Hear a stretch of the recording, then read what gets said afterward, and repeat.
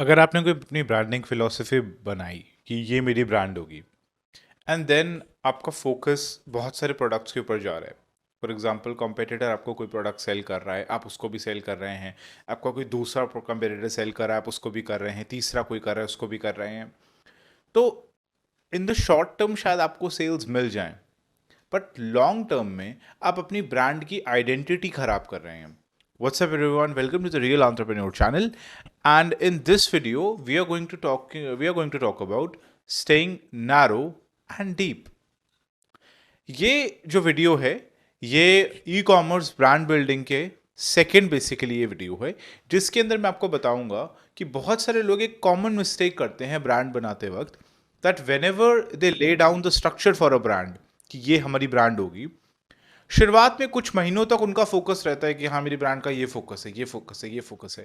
पर 3-4 महीने बाद जब वो कंपेटिटर के प्रोडक्ट्स को देखते हैं या बाकी मार्केट में जो प्रोडक्ट मिल रहे हैं उनके प्रोडक्ट को देखते हैं, वो वैसे ही सेल करने लग जाते हैं। They just copy it and sell them as it is.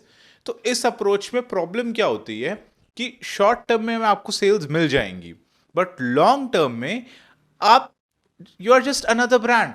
You are not even a brand, you are just another seller, जो कि बस प्रोडक्ट्स के ऊपर अपनी एक मोहर लगा के आप सेल कर रहे हैं। आपकी ब्रांड का कोई मीनिंग नहीं रह जाएगा।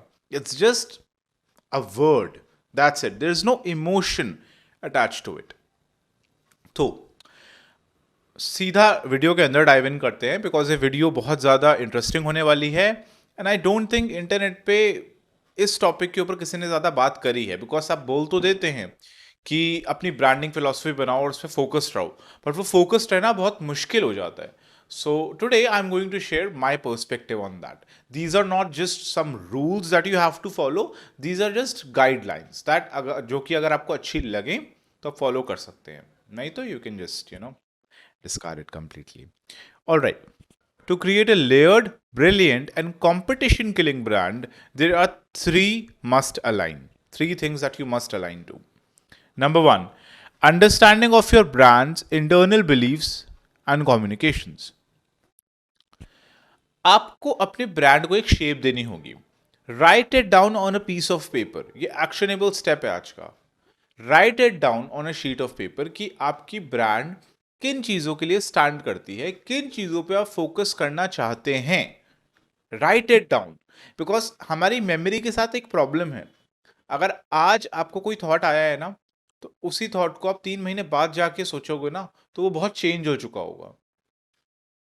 ऑलराइट, तो इट इज वेरी इंपॉर्टेंट जब इनिशियली आप अपनी ब्रांड स्टार्ट कर रहे हैं तो आप किस ऑब्जेक्टिव के साथ कर रहे हैं, किस माइंडसेट के साथ कर रहे हैं, किस फिलॉसफी के साथ कर रहे हैं। This is very important. Number second, understanding of your best potential audience. ठीक है, आपको पता लगाना है अच्छे से कि आपकी पोटेंशियल ऑडियंस है कौन। कौन से ऐसे लोग हैं जो आपका प्रोडक्ट खरीद रहे हैं, उनका डेमोग्राफिक क्या है, उनका साइकोग्राफिक क्या है, बेसिकली उनकी एज क्या है, उनको क्या चीज़ें करनी पसंद है। आर देयर मोर मेल्स और आर देयर मोर फीमेल्स, उनका लाइफस्टाइल कैसा होता है, what do they like, what do they don't like. इस चीज़ के बारे में आपको शुरुआत में अच्छा आइडिया नहीं लग सकता। ये बहुत रिसर्च करने के बाद, बहुत टाइम तक ब्रांड को बिल्ड करने के बाद आपको ये डेटा मिलेगा।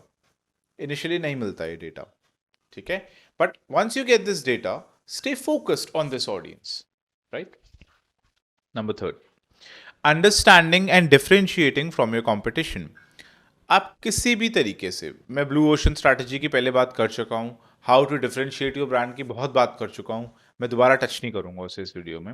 आपको बस करना यह है कि आप किस फैक्टर के बेसिस पे अपनी ब्रांड को डिफरेंशिएट कर रहे हैं, इस बात को आपको बहुत ज़्यादा ध्यान रखना है। बहुत सारे बेसिस पे आप अपनी ब्रांड को डिफरेंशिएट कर सकते हैं। कॉस्ट के बेसिस पे कर सकते हैं और डिज़ाइन के बेसिस पे कर सकते हैं। उसके अलावा हाँ, अवेलेबिलिटी के बेसिस पे कर सकते हैं कि आप कितने स्टोर्स हैं आपके आसपास, is it only available online और कैसा है। कस्टमर नीड के को बहुत टारगेटेड सॉल्यूशंस वाले प्रोडक्ट हो सकते हैं, ठीक है। बहुत अनयूजुअल डिज़ाइंस हो सकते हैं। You get the idea. Differentiate करने के हज़ार तरीके हैं, हज़ार नहीं, इनफाइनाइट तरीके हैं डिफरेंशिएट करने के, ठीक है। तभी मुझे लगता है कि आप हमेशा कंपटीशन को ख़त्म कर सकते हैं, ख़त्म नहीं, कंपटीशन से हट सकते हैं, क्योंकि there are literally infinite ways to differentiate a brand. Alright, now तो अब तक हम बात कर चुके हैं आपकी ब्रांड बिल्डिंग की क्या क्या लेयर्स होती हैं। पहले आपको अपने ब्रांड की फिलोसफी पूरी डिटरमिन करनी है, and you have to write it down on a piece of paper, that's important. Then आपको अपनी ऑडियंस का अच्छे से पता लगाना है, आपकी बेस्ट पोटेंशियल ऑडियंस कौन सी है। देन आपको डिफ्रेंशिएट करना है कि जितनी भी चीज़ें हैं ना, आई से कि इसको ना डॉक्यूमेंट करिए, बिकॉज ये ऐसा नहीं है कि एक बार लिखी हो गया, ये बहुत टाइम तक आपका ना एक डॉक्यूमेंटेशन बनेगा, जिससे कि आपको एक बहुत बड़ा आइडिया लग रहा है कि मेरी पोटेंशियल ऑडियंस क्या क्या है और कौन कौन से अनटैप्ड मार्केट प्लेसेज हैं, कौन कौन से अनटैप्ड नीशेज हैं जिनको मैं टारगेट कर सकता हूँ। अब मैं आपको कुछ एग्जांपल्स देता हूँ फोकस ब्रांड्स के। हालांकि ये जो मैं एग्जांपल्स दे रहा हूँ, these are like very big brands, but आपको मैं यहाँ पे भी दिखा दूंगा कि ये लोग भी कैसे डिफ्रेंशिएट कर रहे हैं अपने आप को। If you talk about McDonald's, McDonald's का पर्पस मैं बहुत बार पहले भी बोल चुका हूँ, अभी भी बोल रहा हूँ, मैकडोनल्ड्स का पर्पस कभी भी शुरुआत से ही टेस्टी फूड का नहीं था। It's just good food and you must get it as quickly as possible. तभी आप किसी भी रेस्टोरेंट में जहाँ पे दोनों जगह इक्वली भीड़ है, अब जाके कुछ भी ऑर्डर करिए, यू विल नोटिस कि मैकडोनल्ड्स में ऑर्डर सबसे जल्दी निपटते हैं, सबसे जल्दी वो आपको ऑर्डर बना के देते हैं, बिकॉज उनका प्रोसेस को फास्ट करने पे बहुत बड़ा फोकस है। उसके अलावा उनका ईजियर टू रीच फोकस है। जिस जिस जगह मैकडोनल्ड्स आता है ना किसी भी अगर प्रॉपर्टी में, तो उस प्रॉपर्टी के एक्चुअली रेट्स बढ़ जाते हैं। ये बहुत ही रियल एस्टेट पे जो लोग हैं उनको पता है ये बात, कि मैकडोनल्ड्स जब किसी भी जगह आता है ना, तो इनिशियली बिल्कुल शुरुआत में वो ज़मीन खरीदते हैं बहुत ही कम रेट्स पे, बहुत ही कम, ठीक है, बिकॉज वो जगह लिटरली वहाँ कोई नहीं आता। बट जब उस जगह मैकडोनल्ड्स खुलता है तो आसपास के प्रॉपर्टी के रेट्स भी बढ़ जाते हैं, ठीक है। सो नेक्स्ट आपका ब्रांड है यहाँ पे आईफोन। ऑब्वियसली यहाँ पे इनका जो फोकस है ना, वो है सिंप्लिसिटी एंड क्वालिटी। जो आईफोन का फोकस है शुरुआत से कि क्वालिटी पे और सिंप्लिसिटी पे फोकस करते हैं ये, ठीक है। हजार तरीके के पंगे ज़रूर करते हैं, ठीक है, बट क्वालिटी और सिंप्लिसिटी पे फोकस इनका बहुत शुरुआत से है, एंड आई थिंक अभी तक टिका हुआ है, ठीक है। सिंप्लिसिटी कई बार वो ओवर सिंप्लिसिटी हो जाती है जो कि बहुत अनोइंग होती है।